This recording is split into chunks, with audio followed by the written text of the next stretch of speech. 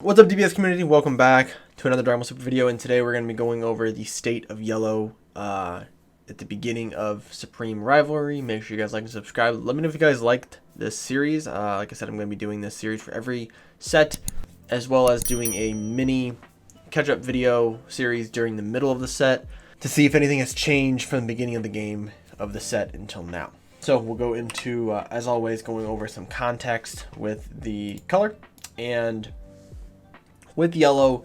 As yellow has gotten better, we have seen kind of more of a tunnel visioned meta when it pertains to yellow. And what that means is not so much the leaders, but really the archetypes that you can play to be successful with yellow. Not really necessarily topping, because you can almost top with anything, but it's more so the winning, the top 3 finishes, those type of decks. We've seen very few of those. We do have a possible tier 0 deck in this current format that is technically yellow, so we'll go over that as well. And there has been a lack of variety, as this kind of goes with the first point, of top decks for yellow. We've seen we've seen 3 different decks topped 1 time. The rest of them, the other 2 has topped multiple times, both of them winning events, and it's been really just those 2. There hasn't been really room for another yellow deck to fit into the meta because they just get pushed out by these 2 decks. Not sure if it really has anything to do with it, but card prices for yellow cards have been pretty high. Cards like Basil and Bergamo, who got a reprint, kind of a mini reprint. Both those cards have dropped significantly in price. I mean, Basil was a $20-$30 card, dropped all the way down to, I think it's like $4 now, which is crazy. And you have something like Bergamo, which was a $50 card, dropped down to about $15-$20 now, maybe a little bit lower than that depending on what day it is. So you've seen some of the staple cards drop when some other cards have actually increased in price. For the top tier decks in the meta, obviously we have the 2 main decks that everybody knows, which is going to be Sin, Shinran, and Mecha Frieza. Sun Gohan being the deck I'm going to talk about first, because this deck has only had 1 top, maybe 1 or 2 tops total. And it's been primarily a blue-yellow formatted deck, where the deck itself really doesn't have anything to do with the leader being Sun Gohan, but the leader does allow itself to draw a ton of cards, and that's how the deck was able to survive. With Mecha Frieza and Sin, these have been the premier yellow decks of the past, 2 formats almost. No, for the past format, because Mecha Frieza came out in set 12, Sin has been a good deck since set 10. Now with Sin, there has been 2 different variances of Sin that has topped or won events. You have the control variation, which has been the main staple of the of this deck since set 10, and then you have the aggro version of Sin, which has started to take up its effect in set 12, and the deck has become pretty annoying to deal with. Honestly, this is the deck that has made a lot of people call for the banning of Swift Retaliation Cooler, which is a 3-drop counter. There's a chance it could end up getting banned. I don't see a reason for it to be banned, but the fact that they can go into Xenocell turn 2 or turn 3 and then have energy up for Cooler is pretty nuts. I think the real call there, as a lot of people have said, is the errata of Xenocell being 1 green and 1 yellow. Instead of being a free cost, and I think that would actually change the deck into being more of a late game finisher, which is what it should be used for, is to end games late. We all know this. Mecha Frieza has been the king of yellow, potentially the king of Dragon Ball Super in set 12, and currently probably one of the 1 or 2 tier 0 or close to tier 0 decks. Tier 0 means the deck is unbeatable. Mecha Frieza is beatable, but it is very, very close to being tier 0. It's like a tier 0 deck in the past few formats was, set 10 Vegex. That deck was tier 0. Mecha Frieza is close with the ability to take your own life to play extra cards. That's where the deck does have its weakness. It's because you're hitting yourself for damage while you're using effects. So you're really not plussing as much as people really think you are. Yeah, you can draw a ton of cards with U9 or tap things and do different things, but really most of your games you're gonna win unless you play the Xenocell version. You're probably gonna win at 1 or 2 life because you're taking your life to to do different things. And sometimes it works, sometimes it doesn't. But that's why Mecha Frieza has been the most consistently top yellow deck in the set. And nothing really is going to be changing, I think, in set 13. I think Mecha Frieza is still going to be the best yellow deck by far. If you're playing yellow, if you're not playing Sin, play Mecha Frieza. Every other deck is okay, but when you play against Mecha Frieza as a yellow deck, you get slaughtered. There's very few decks that can actually hang with Mecha Frieza. Now, there is one deck. There is one leader I think has the ability to be a pretty decent yellow leader and could be sort of a sleeper pick for the meta, which is going to be Yellow Gotenks. Yellow Gotenks is a untapped potential leader for me going into set 13. When I say untapped potential, is because the leader has never really found its home. It's never really found that time to where the leader can actually shine. I do think the leader has some potential going into this next set. I think the biggest thing with this leader has nothing to do with even the Gotenks archetype, because really the Gotenks archetype isn't that. It's not that good. I think if they print a Gotenks fusion that has Deflect, that this Gotenks can go into, I think you have a very, very powerful deck. However, the one thing that this leader has going for it is its auto, which is when your opponent activates an extra card, you're able to draw a card, and then on the Awakened side, you can draw a card and tap a battle card. That's very, very good. Is it as good as Mecha Frieza? No, but the fact that your opponent can activate extra cards and you can just draw from it is extremely powerful. When you look at decks like Mecha Frieza, when you look at decks like King Cold, Machikabura, you have Dark Broly, you have King Vegeta, you have a lot of these decks that use extra cards, a lot of extra cards, and that's kind of seeming what the meta is going into. This leader actually can be a surprise leader. Now, the one biggest thing with this leader is that, the archetype, how would you play it? Well, you would just run blue, yellow, good stuff. You can run the trio to Danger Dogs, you can run War Cries, Goku hit, the Goku hit Arrival, Zamasus, you can just run all the blue, yellow stuff. And it actually works out pretty well. And the one thing this leader has that Gohan doesn't, the Gohan skillless leader, this is a restand 2 leader, not a draw 2 leader. So, on your Awakened turn, let's say you're on defense, you play out a Bardock Raiders Warcry, you Bojack Aegis into restanding 2 energy to play out another Bardock Raiders Warcry, or to play out a Goku hit and something else, and then you can Awaken to restand 2 energy. Now you have 2 more energy open up for plays, so you have a total of almost 6 energy at your disposal in one turn on turn 2. That's really nuts. If they can get some form of Union Fusion card that makes sense in the deck, I think this leader can be nuts. That's really all it needs. It needs one good fusion, because the expansion card is really good, where you can tap a battle card ignoring barrier. That's really good. If they give some form of boss monster that has the ability to have some sort of deflect or barrier, I think this leader could be very, very powerful. So I may experiment with it a little bit. Mecha Frieza is my baby. Probably the one leader I'm just going to play if I'm playing yellow, until I feel comfortable enough with something else. Now, one of those decks that I do potentially could feel pretty comfortable with and trying is going to be the Android 17 and 18 leader. I've tested it a few times. It's fun, but I need to figure out a way to make it work. And currently, I've had 3 builds that I've tried. I've had a mono yellow build, a blue yellow, and a blue green, and they all feel pretty okay. The blue yellow probably feels the best. You have access to the I don't think I have it with me here. You have access to a few blue Android cards that actually make the deck surprisingly defensive. Then you have the blue, and then you have the yellow-green version, which you have access to this 1-drop here. This 1-drop you can play from the drop area off of this ability to draw a card, and then tap for 3 to play out this card from your drop area.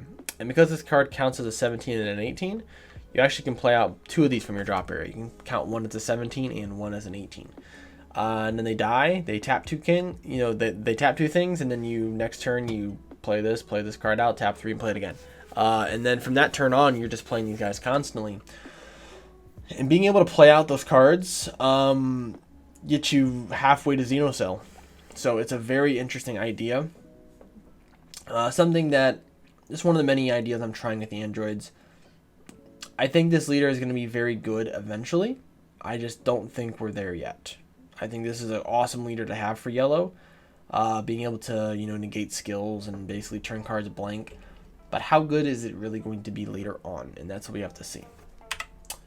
Next is going to be the key components picking up for yellow. As you guys know, we do one battle card, one unison, and one extra card. We attempt to do that at least, as long as we have good applicable cards. So the battle card is going to be Bergamo, Lupin, Predator. You guys have seen me play this in my a few of my Mecha Frieza decks. This card is absolutely nuts and should be in. I think this card should be in every Mecha Frieza list. At some point, whether it's in the main board or the sideboard. I think this card is great. Being a 25k barrier that hits the board, taps all your opponent's battle cards, ignoring buried, and they cannot restand during their next turn. And having triple attack. It's pretty good. It's pretty good. This card puts in a lot of work. It's this is a card that can easily just be a game ender by itself, and it comes out for 4 energy if all your opponent's energy is tapped, which is really good. The next one is going to be Super 17 Energy Absorber. This was a unison that came out of Battle Evo, and everyone thought this card's terrible, and it's not very good, except in one deck, which involves the green and yellow androids. And you can play this card for 1. It is a +2 unison. It's the only yellow unison that is a +2, which is a little unfortunate, but you can put green and yellow android cards in the drop area from your deck, which then will allow your leader to play them out later on. Or you can put 17s and 18s in your deck that you can put in the drop area, and then you can use your the 1-drop combo I just showed you guys to play those cards out from that ability. Also, being able to -5 and negate all of your opponent's skills could come in handy against some matchups, but this is kind of a card you just sit on board, just keep plussing 2, have access to your Release from Evils and your Vegeta counterplays, and just kind of see what happens. And the extra card is going to be Super Namekian Might. This is a extra card negate that came out of Draft Box 6. Never really seen play a lot, but the card is very interesting, and I think this is actually a better. This is one of those cards that is actually, I think, better than the likes of something like Flying Nimbus. I think Flying Nimbus is one of the worst negates in the game to run now. For yellow players, if you have Nimbus, don't run it. Run something else. Currently, the way that yellow is being played, Nimbus is actually a terrible card, forcing you to pitch 2 cards from your hand, basically to stop battle cards attacks, when your opponent has leader attacks and they have unisons. With this card, you negate, you choose a card in your hand, discard, and if you do, you choose one of your opponent's battle cards or unison and negate its skills for the turn. This is really, really good. This is your Xenocell killer. This is your Vegeta unison killer. This is any unison your opponent has on the board. You can negate its skills for the turn. Now, what this does is also negates other skills that they have. So if they haven't plussed, if they haven't used Rejuvenate, that card becomes useless. And same thing for battle cards. It just forces your opponent to have to try to use something else. And that's a really good card to have. I think more people need to look at this card. I think more people will. Especially with people who are experimenting with cards that are not Nimbus. You'll find this card to be very, very good. It's only like a $2-3 SR right now from a draft box.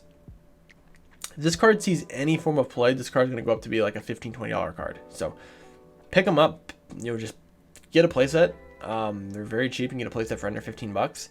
Then just hold on to them, and then you'll see the value shoot up eventually once this card starts to see some play. And some important pickups from the new set. I picked 2 battle cards because the extra cards weren't very good outside of Power of Super Saiyan, which we already know how good that card is. I'm not going to talk about it. So the first one is going to be Gohan, which I'm kind of including as an extra card. This card is nuts. This is your anti-hand control card, and when hand control decides to make its comeback, this is going to be the card that you're going to side in. You're going to side in 4 of them. When your leader is yellow and this card is discarded from your hand by an opponent's skill, play this card from your drop area. When this card is played, you draw a card. So your opponent hits you with the Cells or Destroying Kamehameha. They use some sort of card that makes you discard 2 cards, like the Rosie. You just drop 2 of these, play them back out, and then draw 2 cards. Extremely powerful. If there was a way to recycle these into your deck, it would be even more broken. But currently, this card is very, very good, and it's a rare from the set, so it's not, say, the easiest card to get. I think I only pulled like 8 of them in my case, which is really strange. I didn't pull hardly any. I pulled 2 foils and then 6 normal ones. So 2 full play sets, but it's a very short amount for for a case. The next card is gonna be another rare, which is the 18 and 17 Demonic Duo. This is your new version of Bardock Raider's Warcry. Card actually is, I mean, it's a 19k dual attack, so it's basically still swinging for 20. But also, what this card does, being a deflect card, is extremely important to keep in mind. Being able to play this card into matchups that have blue is very important, because Bardock Raider's Warcry gets demolished by blue. It ends up being a waste of energy. So having this card to be able to combo out does a good job. And then Super Saiyan Trunks Altering the Future. This is a unison that started off, the SPR started off at like 15-16 bucks on launch. Dropped down to about 3, and now it's back up to about $7 or $8. And this is a cool card. You can pick up the SRs for like $1, which is what I did. I don't. You guys will see, I don't really buy SPRs. If I have almost every SPR I pulled from my set, I sold. All the Power of Super Saiyan SPRs that I had, I sold them. These I sold them. I don't think I keep any SPRs, honestly, for myself, except for the Demigro one, because that one's really cool looking. But the other ones I didn't keep, because I can just get the non-SPR version and it's cheaper and the card does the same thing. Just a little tip. But this card here is a 3-drop dual attack 20k that has an activate main for no markers. Choose one of your opponent's battle cards, switch to the rest mode. If that card has an energy cost of 4 or less, negate its skills for the turn and KO it. This is very good. This card allows you to remove pesky blockers, cards that have KO effects, a lot of different things where you can just kind of remove cards off the board. And this card's gonna be very good in a lot of different decks. And I think going forward, this is gonna be a very powerful unison for a lot of decks going forward. Unless yellow somehow gets a +2 draw 1 unison, and then that will be the #1 unison for people to play. Currently, everyone's still hyped on the Vegeta unison. That's what most people play. And obviously for good right, but we need to see some versatility, especially for playing something like Bojack. The Aegis, you're able to play this card on 3 and then have freely the ability to restand 2 energy during your turn with Aegis and then be open for defensive stuff. Also, for the -3, you can draw a card and choose choose all your opponent's battle cards in rest mode and KO them.